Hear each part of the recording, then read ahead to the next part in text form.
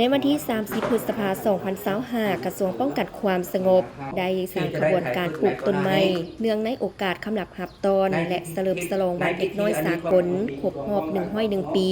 และวันปลูกต้นไม้แห่งชาติครบรอบ45 ปีที่ศูนย์หับตอนและฟุกพรมดีซาสพกลุ่มในการเมืองป้องกันความสงบโดยการในเกียรติเข้าร่วมและนำพาปลูกต้นไม้ในครั้งนี้โดยท่านนางปานียาทอตู้กรรมการกลุ่มการเมืองศูนย์กลางภาครองประธานประเทศแห่งสาธารณรัฐประชาธิปไตยประชาชนลาวมีพลโทค้ำกิ่งขุยลามณีวงศ์คณะประจำภาคกระทรวงรองรัฐมนตรีกระทรวงป้องกันความสงบมีท่านรองรัฐมนตรีคณะประจำภาคกระทรวงคณะภาคคณะบรรษา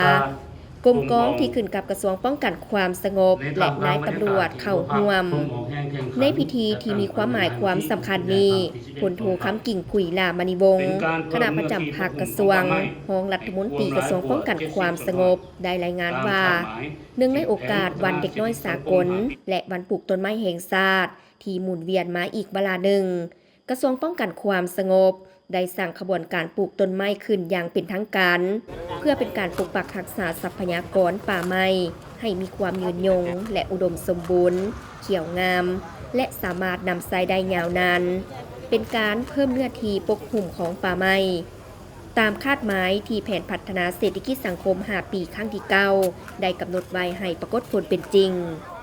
การสร้างกระบวนการปลูกต้นไม้ในครั้งนี้ก็เพื่อแนะใส่เฉลิมฉลองวันเด็กน้อยสากลครบรอบ101 ปีวันปลูกต้นไม้แห่งชาติครบรอบ45 ปีนอกนั้นก็ยังเป็นการสร้างขบวนการเพื่อคำนับหับตอนกองประชุมใหญ่องค์คณะภาคกระทรวงป้องกันความสงบครั้งที่ 6ซึ่งจะได้จัดขึ้นในม.นี้